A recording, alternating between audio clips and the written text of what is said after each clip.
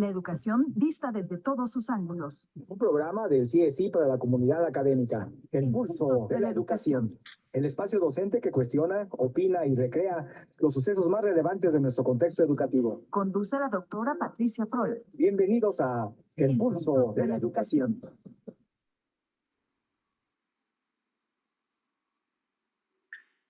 Buenas noches, bienvenidos a El Pulso de la Educación, un programa muy especial. Hoy lunes 3 de junio estamos iniciando un nuevo mes, un mes muy importante para nuestro ciclo escolar. Estamos haciendo los preparativos para su culminación, su exitosa culminación, después de todo el trabajo que han realizado nuestros maestros, nuestras maestras, nuestras directoras y directores.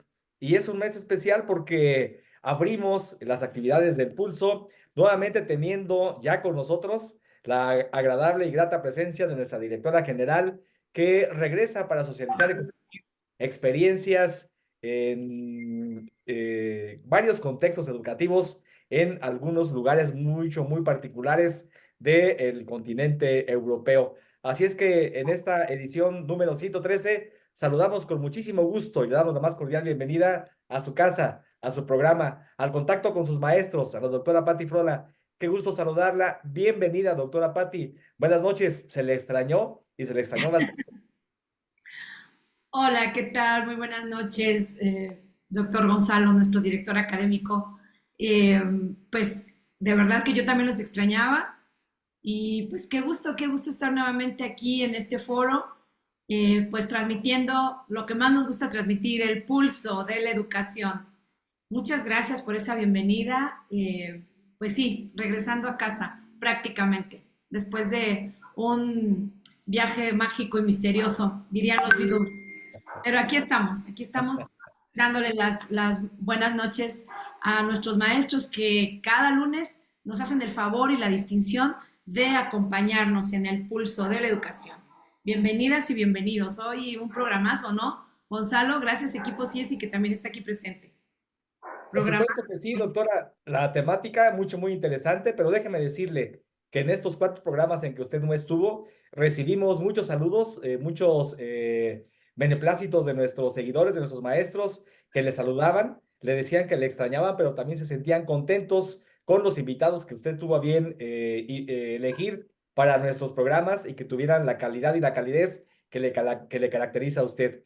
Hoy un punto especial es la edición número 113, pero además por la temática experiencias de educación inclusiva para implementar en los colectivos una mirada de primer mundo. Sabemos, lo hicimos saber, le hicimos comentar a nuestros maestros que usted estaba en el viejo continente. Y bueno, nosotros tenemos el contexto de que el Consejo Europeo, el Parlamento Europeo, la Comisión Europea adoptaron hace algunos años un pilar europeo de derechos sociales y que un principio fundamental era que toda persona tiene derecho a una educación, a una formación y a un aprendizaje permanente, inclusivo y de calidad, a fin de adquirir capacidades que se les permitiera, pues, incorporarse plenamente a la sociedad.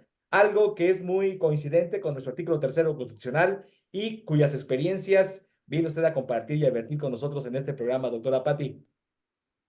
Fíjate que efectivamente yo desde ahí quiero abordar este pulso de la educación.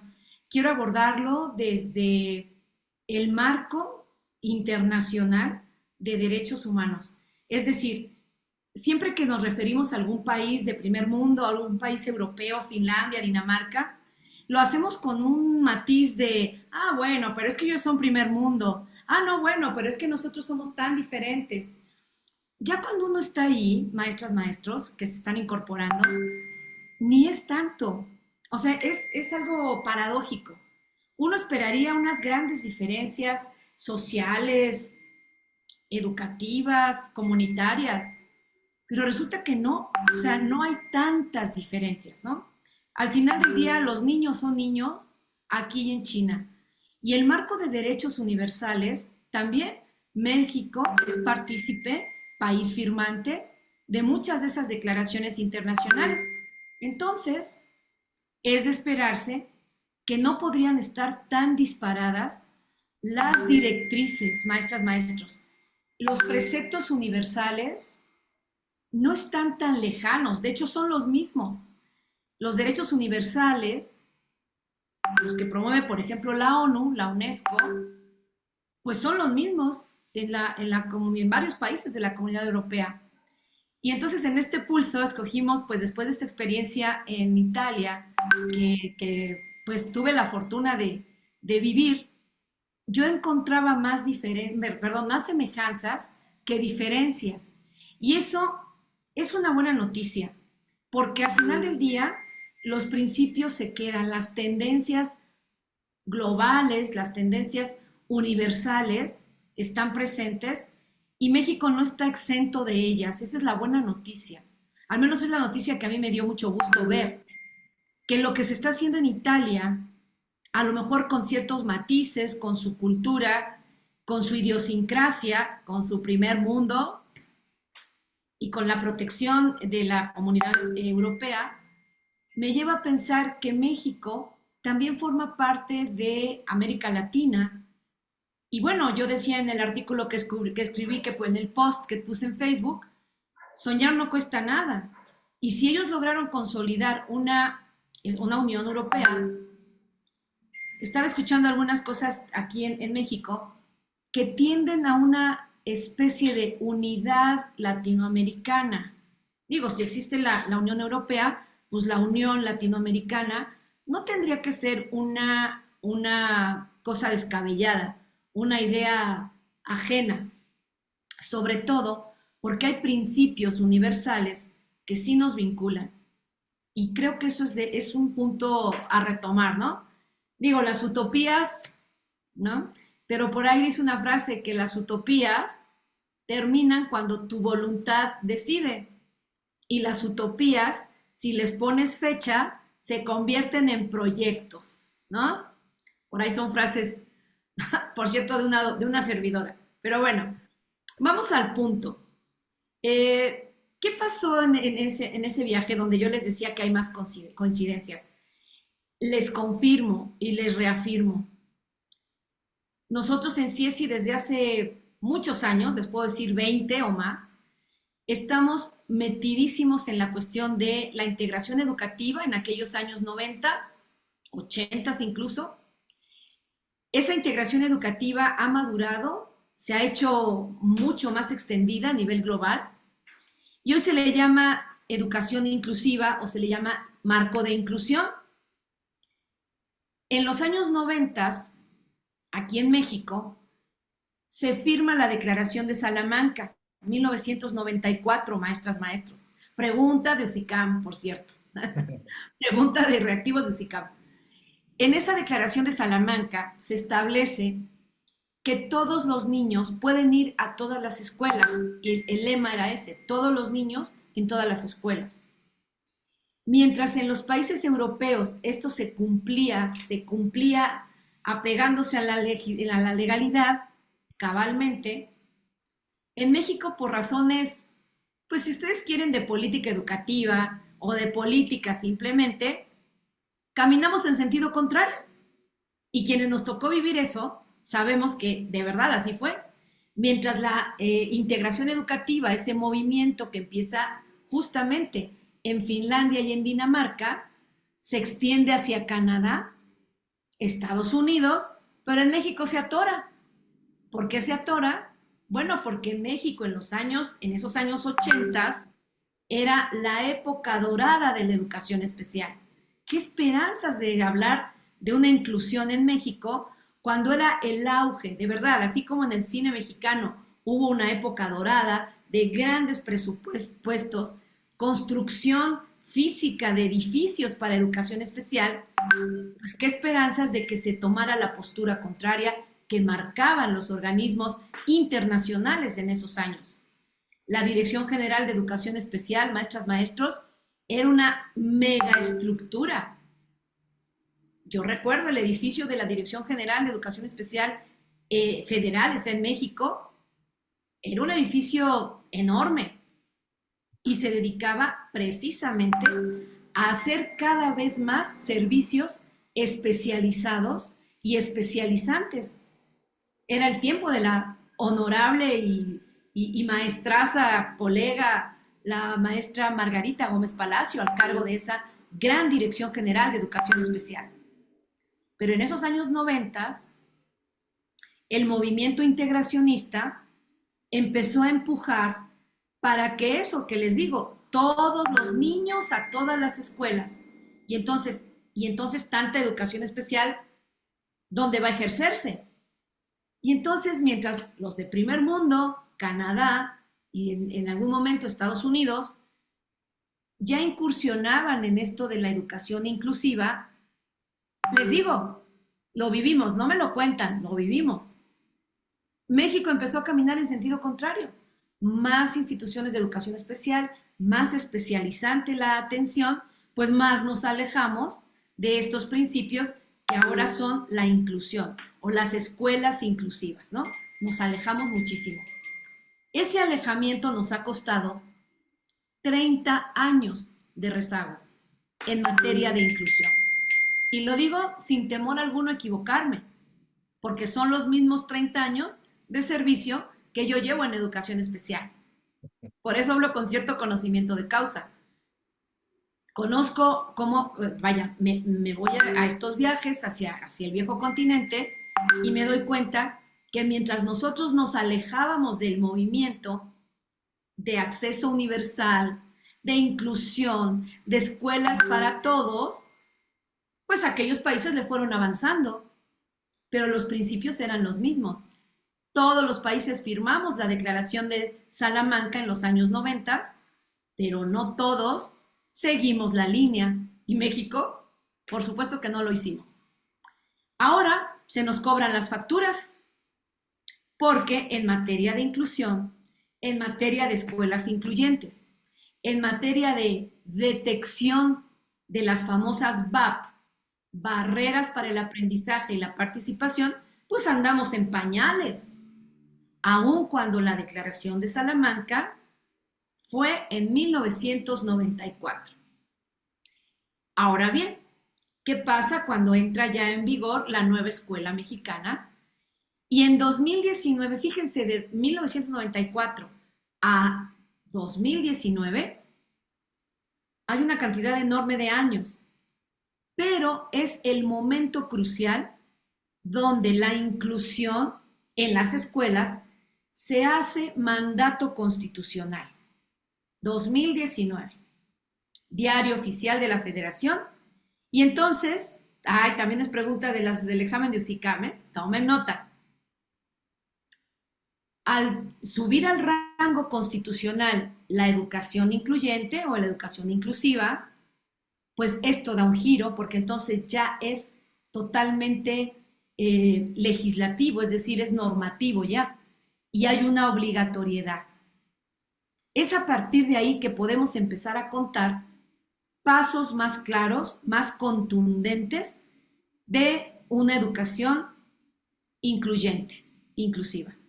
Por eso, la importancia de que en el 7º Consejo Técnico Escolar, ¿sí?, el que apenas fue el viernes, uno de los temas o tópicos era precisamente que cada escuela debe ser garante de que nadie afuera y nadie atrás, es decir, una escuela incluyente. Yo he platicado en muchos foros, maestras, maestros, que la verdadera inclusión educativa o la educación inclusiva, incluyente se dice, va a llegar el día que no podamos decir escuela inclusiva porque va a resultar un pleonasmo. Es decir, escuela incluyente es un pleonasmo si de verdad la escuela fuera incluyente, pero como no lo es, se le tiene que poner escuela incluyente o escuela inclusiva, porque al final del día no todas lo son, ¿sí? Pero el día que llegue, y seguramente va a llegar, que decir escuela inclusiva sea un pleonasmo, en ese día la verdadera educación inclusiva será una realidad. ¿Ok? Bueno, pues en este sentido yo quisiera compartirles unas diapositivas que preparé. No sé, vamos a, si me permiten compartir pantalla. Vamos a ver, doctor Gonzalo, cómo vamos con con los maestros conectados. ¿Cómo vamos en esto? Muy bien. Saludamos con muchísimo gusto desde Ocotlán de Morelos, Oaxaca, al maestro Godino Velasco. De Tlaxcala tenemos a la maestra Angélica Pérez y la maestra Rosa García. De Guasave, Sinaloa, doctora Patti, el maestro Héctor Servando Jara. De Delicias, Chihuahua, el maestro Rubén Terrazas, un seguidor frecuente del Pulso. De Santa María del Rayón, aquí en el Estado de México, el maestro Saulo Maya. Y bueno, las maestras de Michoacán que le dan la más cordial bienvenida a su ciudad, a su país nuevamente, doctora, la maestra Elsa Murillo y la doctora Maggie Lizalde, que le dan la más cordial bienvenida a su casa. Ay, muchas gracias. Pues yo encantada hubiera seguido ahí. Además, yo veía, perdón, voy a hacer un comentario, pero no lo puedo evitar. Qué gente tan estética, qué gente tan, obviamente estoy hablando de Italia, los italianos y las italianas, qué gente tan bien hecha. Perdónenme la expresión. A lo mejor resultó un comentario discriminatorio, pero no, yo creo que al contrario es dar el justo valor. Gente que uno se queda viendo qué facciones tan perfectas en el esquema, sí, por supuesto, en el esquema occidental, europizante, colonizante, pero sí, qué personas allá tan estéticamente bellas. Lo tenía que decir. Nosotros tenemos lo nuestro, claro que sí, pero era de mencionarse, ¿no? Ok, bueno, pues continuamos con esto porque el detonante de esta charla del Pulso, maestras, maestros, es para educación básica, pero también para educación media superior. Está un poco anquilosado el asunto de la inclusión en la educación media superior, pero no tendría por qué serlo, porque igual se da las exclusiones, las segregaciones, los rechazos, también se dan en media superior y a veces de manera mucho más evidente que en la escuela básica. La idea, y ustedes lo pueden reformular, lo pueden reflexionar, esta sesión del Consejo Técnico, donde muchos de ustedes retomaron el asunto de la escuela debe ser garante de la inclusión que mandata el artículo 3 constitucional y que cada directivo y que cada colectivo se hacen garantes de este mandato constitucional, va en este sentido que tengo aquí anotado. Es en el sentido de construir, no por decreto. No, bueno, porque por decreto desde 1994 lo decretó la Declaración de Salamanca. No por decreto, ¿sí? Porque eso está en la ley, desde 2019 está en la Constitución. Sino esa construcción que sea colectiva y que sea de verdad un hecho real.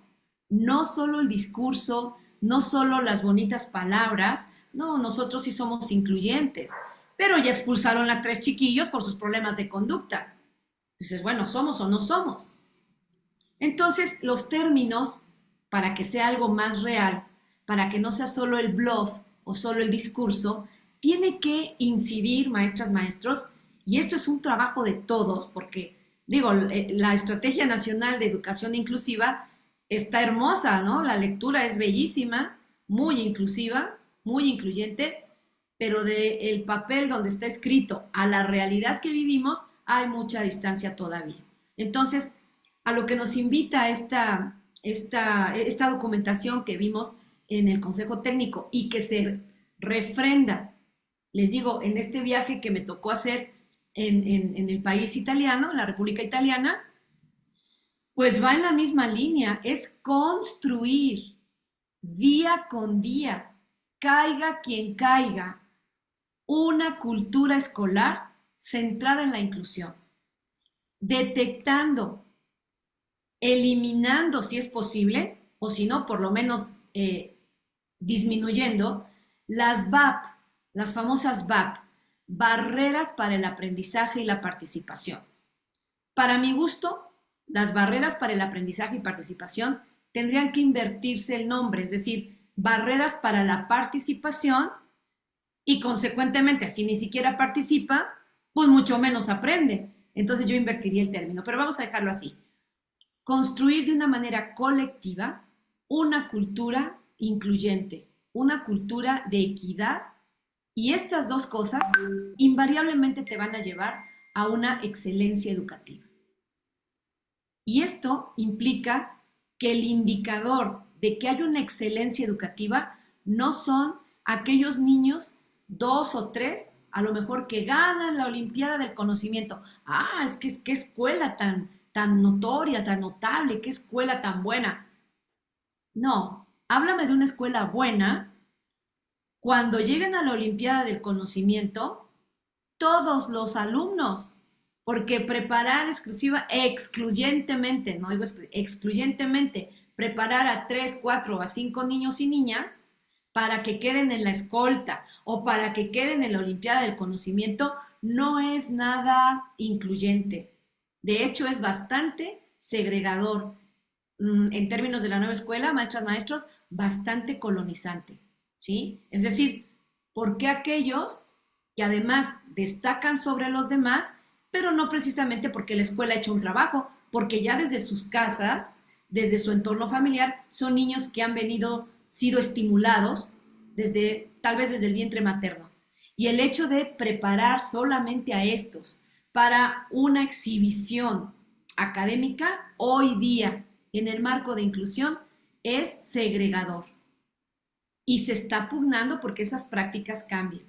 Yo estoy de acuerdo que se hagan los honores a la bandera, pero que aquel que tiene 5 y 6 en calificaciones de su boleta no puede honrar a la bandera, no puede estar en la escolta, ¿cómo que por qué?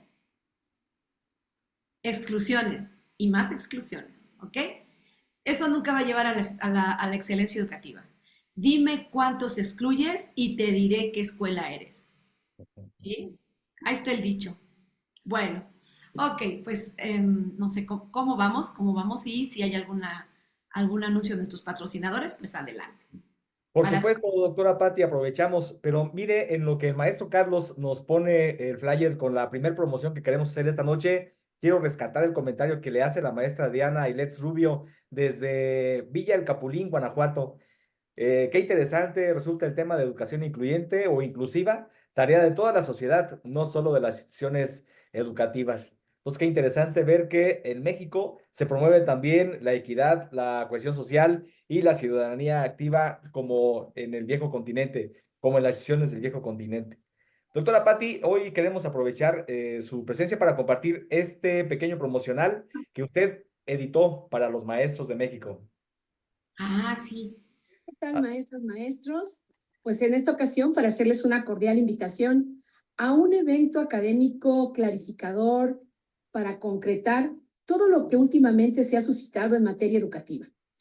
El día 29 de junio, a las 9 de la mañana, en el Hotel Imperial Reforma, aquí en la Ciudad de México, desayuno pedagógico, de esos que ya extrañábamos. 2 expertos, el doctor Sergio Martínez Dunstan y su servidora, Patricia Frola, estaremos compartiendo 2 conferencias magistrales. La primera, del tránsito de la gestión escolar al acompañamiento y asesoría a los colectivos, clarificando este proceso de justamente de los nuevos lineamientos que han publicado.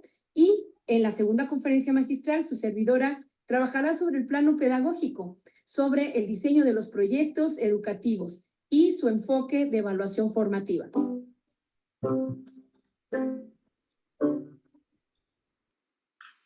Va a estar muy bonito. Va a estar muy bonito el evento. Qué interesante volver a tener un encuentro presencial después de la pandemia. El primer evento que el CSI realiza con 2 expertos, Sergio Dustan y Patti Frola, trabajando esta experiencia educativa. Pues la fecha está ya próxima, doctora Patti. Será un placer ver a los maestros reunidos y platicando con usted y con el experto invitado a esta sesión. Oigan, es que venir a la Ciudad de México no es tan difícil. De hecho, en la Ciudad de México encuentras de todo. De todos los bolsillos, de todas las calidades, de todos para dónde llegar, para aprovechar también y hacer extensiva la visita, irse a pasear al Zócalo, al centro histórico, visitar el Palacio Nacional. Bueno, por algo le llaman la ciudad de los palacios, ¿no? Entonces va a ser muy grato un desayuno pedagógico como los que ya extrañábamos definitivamente. Los mismos maestros nos lo han comentado. Cuando hacen un evento presencial, no es lo mismo estar en línea que que ese apretón de manos, ¿verdad? Que ese abrazo fraterno que nos podemos dar.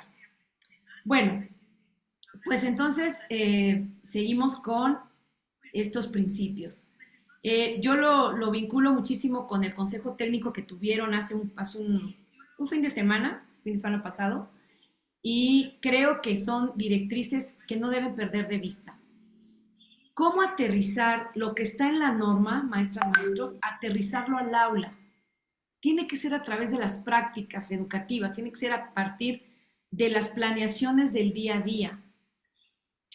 Si nosotros hoy preguntamos, ¿cuáles son las prácticas de enseñanza? ¿Cuál es la estrategia didáctica por excelencia que la nueva escuela mexicana promueve? O te invita, o te insta, te exhorta, pues, a desarrollar en el aula. Lo sabemos bien. Es el trabajo por proyectos, ¿cierto?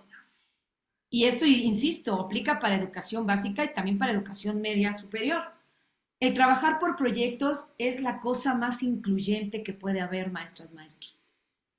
Es curioso porque ahora escucho a algunos expertos, vamos a trabajar el DUA, Diseño Universal de Aprendizaje, enfocado a los proyectos transversales, multidisciplinarios, educativos, integradores, pero no son dos cosas separadas.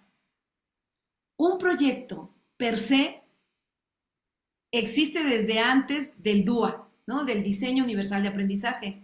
Los proyectos son mucho más antiguos que el DUA y son mucho más incluyentes solitos, sin hacerles nada. El mero diseño, su estructura didáctica, su estructura metodológica, en sí misma ya es garante de la inclusión, porque en un proyecto sencillo, nada complicado, el proyecto que decidan hacer en su salón de clases, si cumplen la regla básica de nadie afuera y nadie atrás, va a ser un proyecto en sí mismo ya inclusivo, va a ser incluyente por naturaleza. Observen, cuando se trabaja un proyecto en aquellos años 90, preescolar es quien inicia con el trabajo por proyectos, aquellos proyectos de Kilpatrick, que era el autor que estaba en esos años, como representativo. Vaya, en un proyecto, así tuviera el niño una discapacidad, tenía un lugar garantizado dentro del proyecto. A lo mejor no iba a ser el protagónico de una escenificación en el preescolar, pero sí tenía un sitio garantizado. A lo mejor era el que sonaba las campanitas porque solo movía las manitas, o a lo mejor en su silla de ruedas, de ahí colgaban un cartel, o ahí sostenían el árbol de la escenografía de esa obra de teatro, no lo sé. Pero la misma estructura natural de un proyecto en el aula tiene que ser garante de la inclusión, porque todos pueden tener un rol y una participación y una aportación en ese diseño de proyecto que hoy día nos piden. Claro, ya puede ser con todos los matices, que si es el campo formativo de lenguajes, bueno, pues es un proyecto, ¿verdad?, basado en el aprendizaje comunitario o un proyecto comunitario. Que si es para naturaleza, para ciencia, naturaleza y sociedad, bueno, pues entonces es aprendizaje basado en proyectos, en problemas. Y ya se le da el giro, algún matiz, ¿verdad? Se le da alguna diferenciación, pero básicamente es la misma estructura del trabajo basado en proyectos. ¿Por qué? Porque son garantes de la inclusión, ¿sí? Hasta el niño que tuviera, o la niña, ¿no?, que a veces los catalogan problemas de comportamiento severo, un niño con conductas agresivas, negativistas, violento, pero tú le das un sitio en ese proyecto, claro, un sitio estratégico, no cualquier sitio, porque los maestros y maestras que ya tienen colmillo, que tienen pericia en la enseñanza, saben qué rol debe jugar qué muchachito o qué muchachita, porque es estratégico.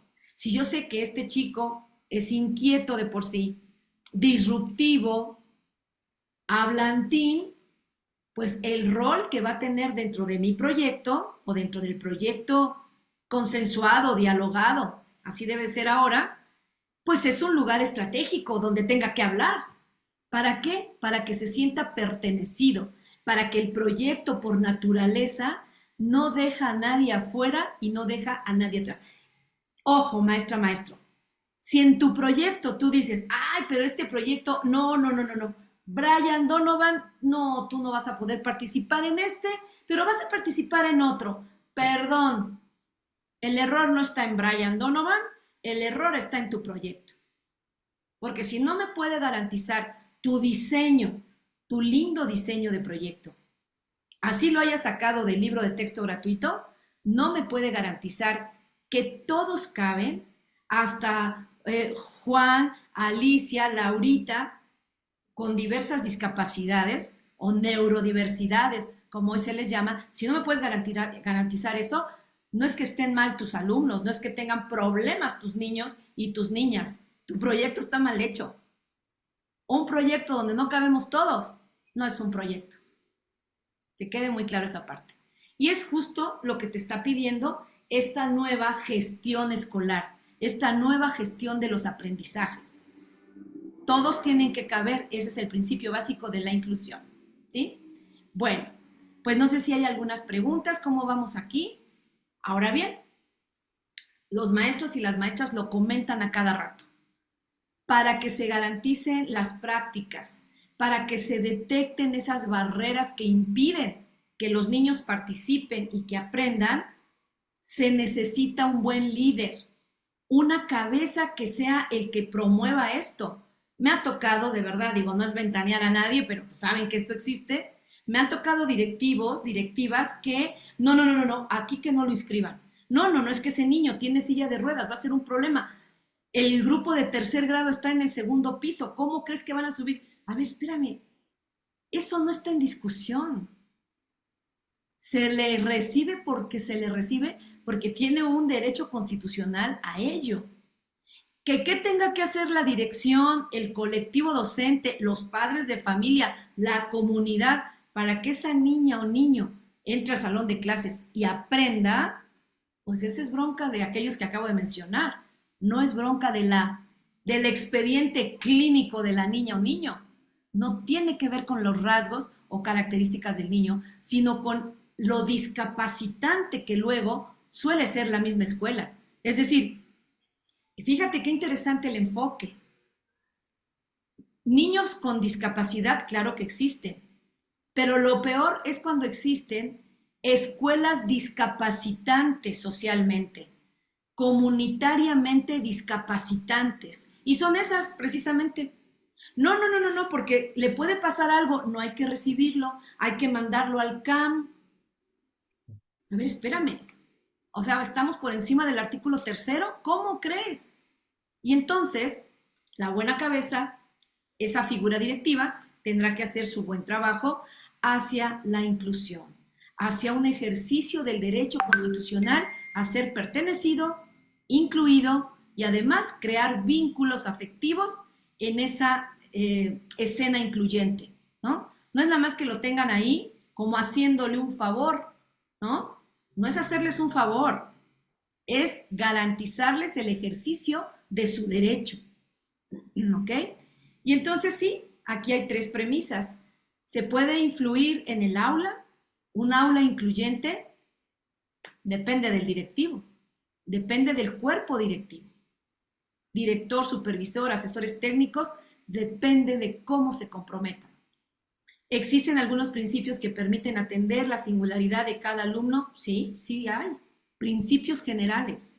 Pues bueno, este es uno que les digo, nadie afuera y nadie atrás. A mí garantízame que Brian Donovan, con todos sus problemones de conducta y de indisciplina, y no sé, Brittany Sofía, con sus problemas de que no para de hablar, o N cantidad de situaciones, me garantizas que tiene una participación. Es decir, recuerden las siglas BAP, Barreras para el Aprendizaje y la Participación.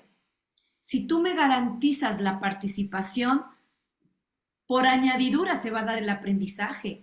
Es como cuando dices, mira, no quiero, ponme cerca del fogón, ¿sí? Para que justamente algo aprenda, ¿no? A lo mejor ahí es donde aplica aquella frase de aquel secretario de Educación, Ahora se vale copiar.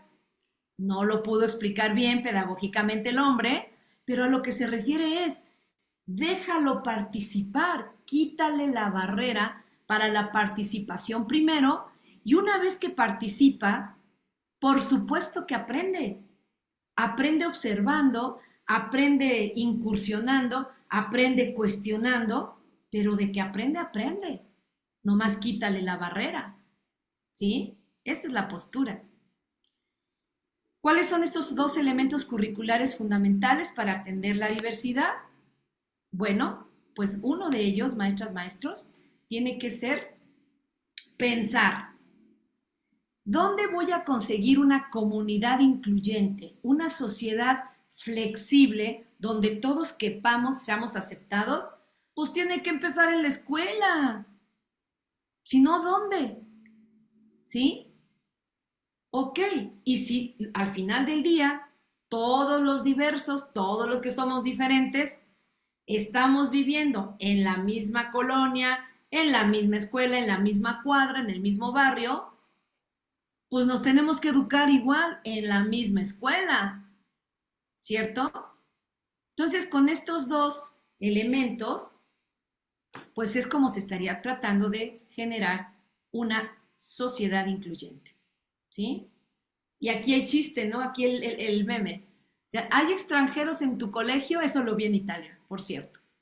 Es muy común ver extranjeros, niños extranjeros, sobre todo, y ahorita va la experiencia que les quiero compartir, es real. Dice el meme, ¿no? ¿Hay extranjeros en tu colegio? Y el niño tranquilo contesta, no, en mi colegio nomás hay niños. ¿Por qué ponerles la etiqueta? Y eso sucede en los colectivos, en los consejos técnicos escuchas. Sí, es que tengo 2 autistas. No, no tienes 2 autistas, tienes 2 alumnos. Que se dice, se cree que tienen rasgos de autismo es otra cosa. Pero expresarse de esa manera, sí tengo 2 autistas, un Asperger, tengo un Asperger, uy, tengo 3 TDAH. Oigan, eso no es un lenguaje incluyente y no ayuda en nada. Si lo escucha el niño, peor, porque daña su honra y daña su reputación. Por cierto, el artículo 16 de la Ley de los Derechos de los Niños y las Niñas y los Adolescentes, artículo 16, dice que no se permite atentar contra la honra y reputación de los menores. O sea, aunque están pequeños, tienen honra y tienen reputación. Y cuando se tiene algún dato clínico que ande de boca en boca, atenta contra su reputación, atenta contra su honra. Decirle que es latoso, ay, te va a llegar el latoso que me tocó este año, ay, manita, ay, te prevengo porque te va a tocar el Brian. No, no, no, no, es de lo que no hay el Brian Donovan. Oye, estás atentando contra la reputación de ese niño, así sea un preescolar, así sea un joven de secundaria o de nivel bachillerato. ¿Qué es eso? Cuidado con eso.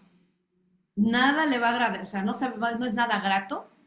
Si yo soy ese joven, si yo soy ese niño o niña, estar escuchando que la misma maestra, que es mi modelo a seguir, se expresa de esa manera de mí, me mata, me mata, me mata la autoestima, ¿cierto?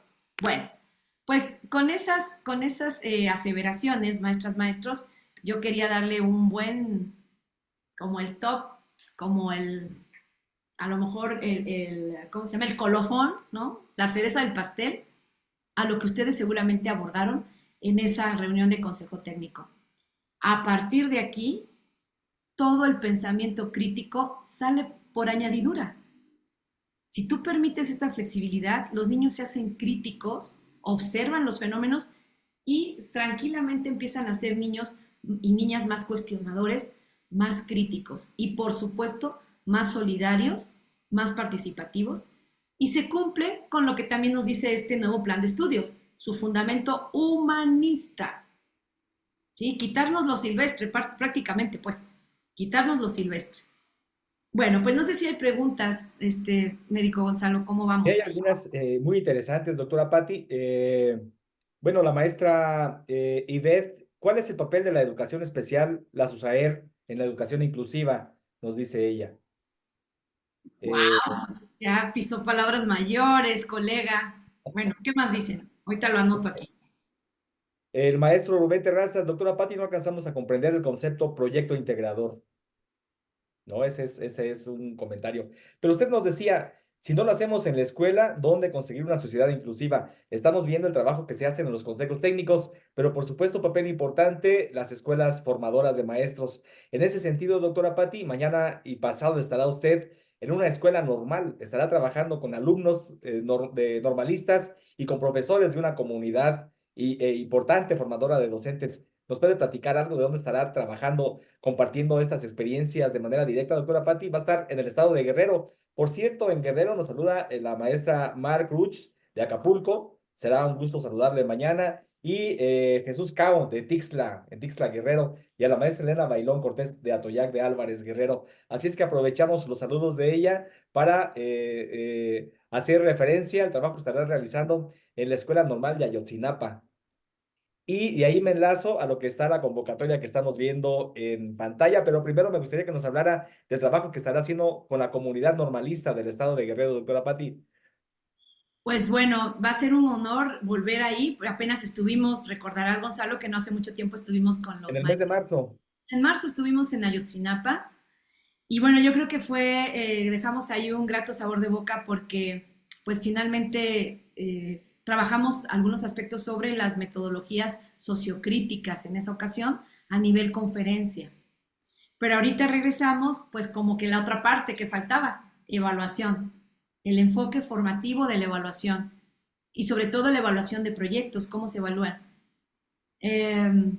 Pues sobre eso fue lo que estuve trabajando. Aquí está la otra noción. Sí. Y si hablamos de participación directa con los estudiantes normalistas y con los maestros formadores de docentes, pues también queremos aprovechar para decir que estamos abriendo la nueva convocatoria, doctora Patti, para generar docentes en educación preescolar, docentes en educación primaria y licenciados en pedagogía.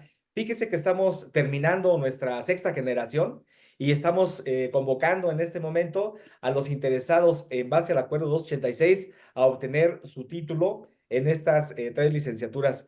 Empezamos en el mes de agosto, alcanzó a ver usted el promocional que nos compartió el maestro Carlos, y a partir de este momento la convocatoria está abierta y estaremos recibiendo las solicitudes de quienes por experiencia de desempeño profesional puedan acceder a los beneficios del acuerdo 286. Título en 6 meses, con todos los elementos, con todo el carácter que le da como elemento multifactorial la participación para UCICAM. Iniciamos, decíamos, el 20 de agosto. Inscripciones ya están abiertas y podrá accesar a través de nuestras redes sociales a QR, al grupo de informes y al grupo de inscritos.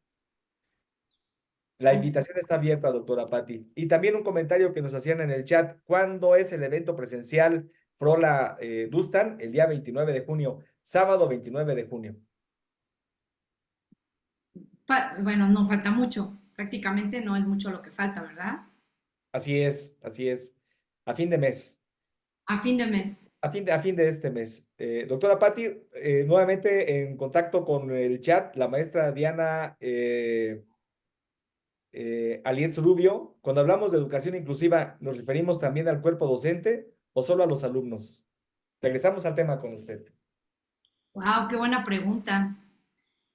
Yo respondería a toda la comunidad escolar, maestra, porque nadie da lo que no tiene. La inclusión, y lo he sostenido durante muchos años, la inclusión es una filosofía de vida. Tu vida va hacia la inclusión o no va. Entonces, si yo hablo de inclusión o exijo la inclusión o promuevo la inclusión, es porque mínimamente mi esquema de vida es incluyente. Voy a poner un ejemplo muy burdo. O sea, yo no puedo estar promoviendo la inclusión de los alumnos y alumnas cuando yo misma, por ejemplo, cuando es el brindis navideño en mi escuela, yo misma empiezo con cosas como, pero no me sientes junto de fulanita. Ay, no, es que no la tolero. Es que su plática es desagradable. No, es que se viste horrible. No la quiero sentada junto de mí. A ver, ¿somos o no somos? Si algo debemos exigir es congruencia. Entonces yo no puedo ser promotora exigir, promover esta inclusión si yo misma no soy garante ni en mi persona? Por eso insisto en esta frase. La inclusión es una filosofía de vida, ¿la tienes o no la tienes? Si no la tienes, constrúyela, porque es tu herramienta de trabajo hoy día. Un trabajo, prácticas universales, incluyentes, flexibles, es lo de hoy. Tengo una pregunta que voy a reconsiderar, por supuesto. La frase quitarnos lo silvestre es una manera, es una manera coloquial, ¿no? De pulirnos, de humanizarnos más, de prepararnos más. Aplica para los adultos, obviamente no para los niños, pero va en ese sentido, en esa connotación. Quitarnos lo silvestre es en el sentido de humanicémonos más, pues, hacia allá va. También se dice, por ejemplo, no, todavía estamos un poco cavernícolas, ¿no? Hay que quitarnos esa parte. Vaya, va en esa connotación. De ninguna manera es ofensiva o segregadora, sino el prepararnos más, estar bien documentados, pues nos permite justamente adoptar estas filosofías, ¿cierto? Entonces por ahí va la cosa. No se me sientan o herir susceptibilidades, ¿ok? ¿Alguna otra pregunta, Gonzalo? Sí, son algunos comentarios, doctora Patti. Está una pregunta que tenía que ver con el UDEI. Dice la maestra Alma Rosa Marín Ornelas, ¿cuál es la función del UDEI en el ahora papel inclusivo y en el ejercicio del DUA? Es el punto que yo quería tocar. Educación especial y sus servicios hoy día me incluyo porque yo tengo mi plaza en educación especial, pendemos de un hilo, estamos en una pequeña cuerda floja. El servicio, si no se reinventa, y lo hablo desde el corazón, lo hablo desde la camiseta de educación especial bien puesta. Yo me estoy jubilando de educación especial, por eso sé, cabalmente sé de qué pie cojeamos, por decirlo así. Y educación especial, la SUDEI, la SUSAER, nos tenemos que reinventar, porque hoy día lo que hacemos nosotros es lo que hace cualquier docente. Un trabajo y una práctica universal, incluyente, flexible. El especialista hoy día no tiene ese rango de que es la máxima palabra en materia de discapacidad o en materia de inclusión, porque cualquier docente que lee la Estrategia Nacional de Educación Inclusiva se documenta, aplica lo que dice el documento normativo y tranquilamente es garante de la inclusión, elimina barreras o detecta barreras, hace ajustes razonables por sí mismo y entonces prescinde de los servicios de UDEI y puede prescindir de los servicios de USAER sin mayor problema. El CAM es cuestionable hoy día y lo voy a decir con todas sus letras. El CAM, Centro de Atención Múltiple, hoy en el marco de la inclusión resulta el ícono de la exclusión, porque el CAM lo que hoy trabaja es, tengo aquí niños apartados en una pequeña burbuja llamada CAM, que dista mucho de la realidad, que es la jungla llamada escuela primaria del barrio, la de la esquina de tu casa, y el CAM entonces hoy día es segregador. De hecho, la Suprema Corte de Justicia de la Nación en 2018, chéquenlo, googleenlo, marzo de 2018, declaró inconstitucional los servicios de educación especial. Para quien está haciendo la pregunta, a ese nivel se les declaró o se nos declaró inconstitucionales porque tendemos a segregar a los niños, a apartarlos de la corriente principal o mainstreaming, como se le llama. Si no cambiamos eso, muchos ya lo están cambiando. Y además nos reinventamos hacia aportar sobre los programas analíticos, aportar sobre la asesoría y el acompañamiento a docentes. Son labores que, si bien no están todavía en documentos normativos, perfectamente las podemos hacer, los de educación especial. ¿Para qué? Para no quedar en la obsolescencia, para no quedar también marginados. porque lo que hasta hoy hacemos, quitando la especialización que hoy no te la están pidiendo, el enfoque clínico se derogó desde 1994. El enfoque debe ser pedagógico versus el enfoque médico-clínico. Hoy día tú no puedes decir, si no me trae el estudio neurológico, psicológico, psicopedagógico, no le puedo recibir a su niño o niña. Hoy no lo puedes decir. Es una exclusión flagrante. Entonces, ¿qué nos queda hacer a los de educación especial? Reinventarnos. ¿Sabemos hacer? ¿Qué creen? ¿Sabemos hacer codiseño? Claro que lo sabemos hacer desde hace años. Le llamábamos adecuaciones curriculares. Le llamábamos propuesta curricular adaptada. Eso eran codiseños. Entonces, tenemos obligadamente que reinventarnos, los de educación especial. O nos matamos o nos aclijubilamos, señores y señoras. Ese es el reto. El mundo ya giró y nos tenemos que aclimatar y aparte ser proactivos. Porque si algo tiene educación especial, respondiendo a la pregunta, es una historia de estudiosos, de gente que aporta, de gente que es innovadora en educación especial. Solo ahora hay que dar un giro hacia la currícula vigente, hacia la nueva escuela mexicana, que por naturaleza es incluyente a nivel constitucional. No necesitan esa parte de educación especial, pero sí necesitan a la educación especial. Espero haber respondido. Preguntaba el maestro sobre los proyectos integradores. Así se les llama a los proyectos que al final de un periodo engloban lo que se trabajó o las problemáticas que surgieron en un trimestre, se trabajan al final en un proyecto integrador que integre pues todo lo aprendido, ¿no?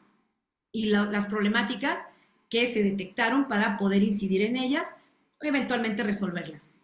Por eso se llama proyecto integrador. Integra todo lo que se trabajó, ya sea campos formativos, ya sea contenidos, ya sea PDAs. El proyecto integra esos elementos curriculares, ¿no? Para responder a tu pregunta, maestro. Me da mucho gusto saludarte hasta Chihuahua. Pues no sé si hay alguna otra pregunta. También ya se nos está agotando el tiempo. Vamos a ver qué es lo que hay por aquí. Déjenme ver los comentarios.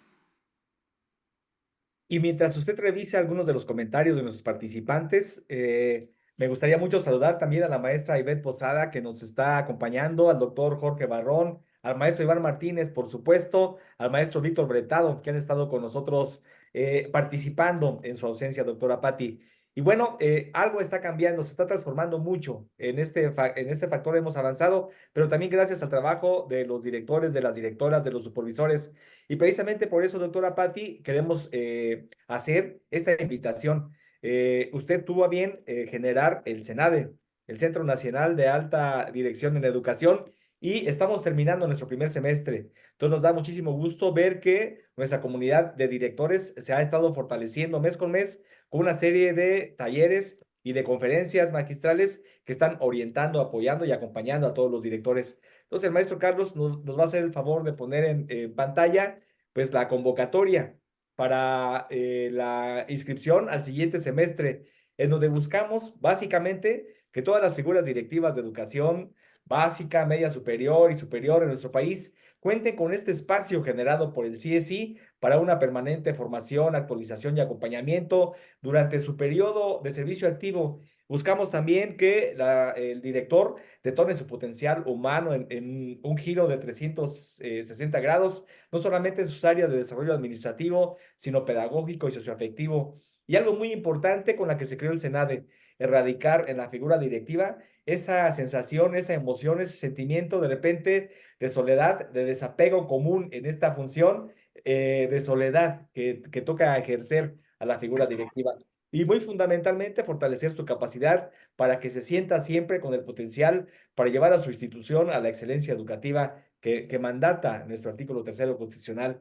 Así es que está abierta la inscripción para la reinscripción o el nuevo ingreso a esta figura que creó la doctora Patti Frola con esta visión pionera y visionaria que tiene apoyar y fortalecer a las figuras directivas, acompañarlas, hacer comunidad y no sentirnos solos en el ejercicio de nuestra función. Pues hasta ahora una comunidad muy rica, muy activa y pues con un acompañamiento que ha resultado gratificante para todos los que han estado en este semestre viviendo el acompañamiento mes con mes, doctora Patti. Así es. Pues ni más ni menos hacerlo de esa manera. No hay un organismo encargado de formar a los directivos en el servicio. Se forman en alguna maestría, doctorados, pero así en el servicio, en el día a día, no hay muchos organismos que hagan eso. Y bueno, el CIESI desde hace unos años tenía esa visión muy prospectiva de decir, ir para los directivos, para los supervisores, ¿qué hay? Hay muy poca oferta, entonces pues la hicimos. Se llama CENADE. Sean bienvenidos al CENADE y van a ver qué bonito nos va a ir. Bueno, pues sin mayor preámbulo, vamos a dar el cierre de esta sesión. La inclusión, maestras, maestros, no es un decreto. La inclusión es una práctica universalizante, es decir, una práctica que cada vez debe ser más garante de que los niños pertenezcan, permanezcan, creen lazos afectivos diversos en su escuela y eso evite mayormente el estar en contacto con esas lacras sociales.